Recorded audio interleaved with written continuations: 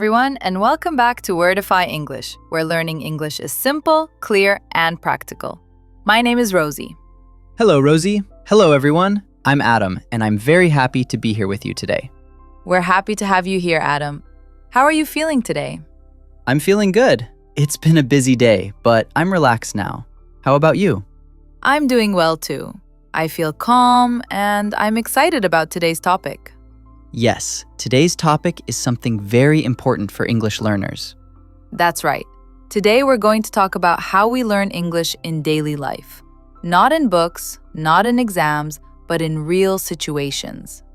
This is a great topic because many people study English for years, but they still feel nervous when they speak. Exactly. And that happens because they learn English as a subject, not as a language. That's true. A language is something we use every day. We hear it, we speak it, and we live with it. Before we begin, we want to say thank you to everyone who listens to Wordify English. If you find our podcast helpful, please like it and share it with someone who is learning English. And if you're new here, welcome. This channel is for you. All right, Rosie, let's begin with a simple question. Okay, How did you start learning English? that's a good question.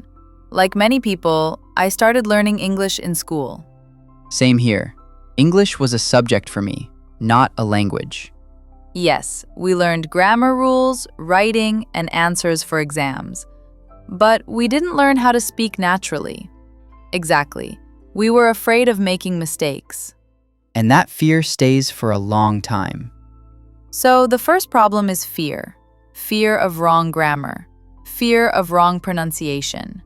But here is the truth. Making mistakes is a normal part of learning. Yes, children make mistakes when they learn their first language. And no one corrects them all the time. That's why daily life English is so important. Let's talk about that. What is daily life English?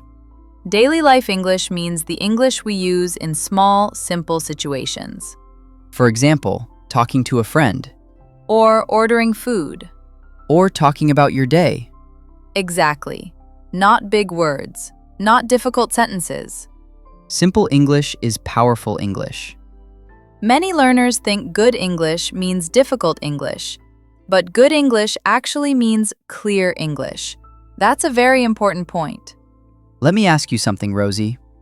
Sure, What do you think is the best way to practice English daily?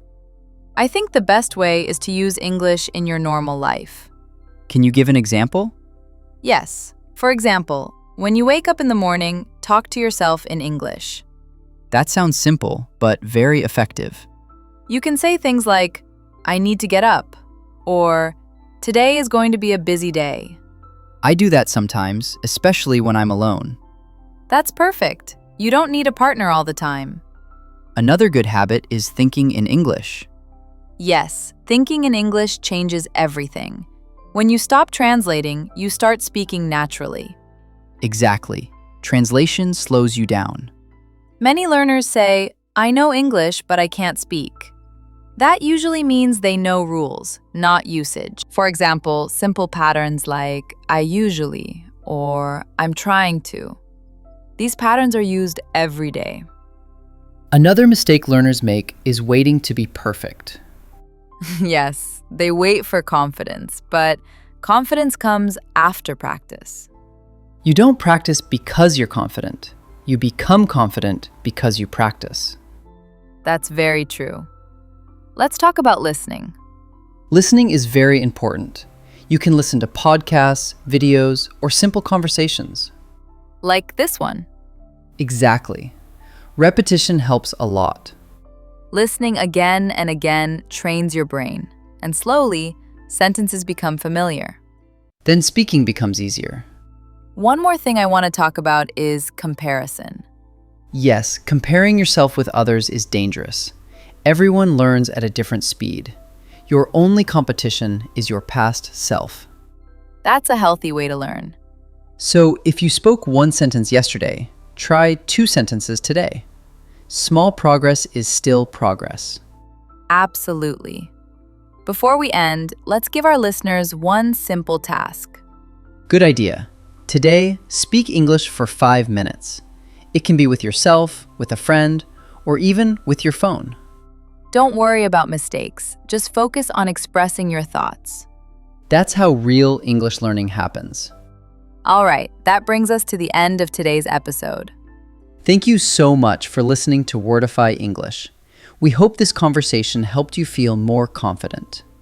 Tell us in the comments, what is the biggest challenge you face while learning English? We'd love to read your answers.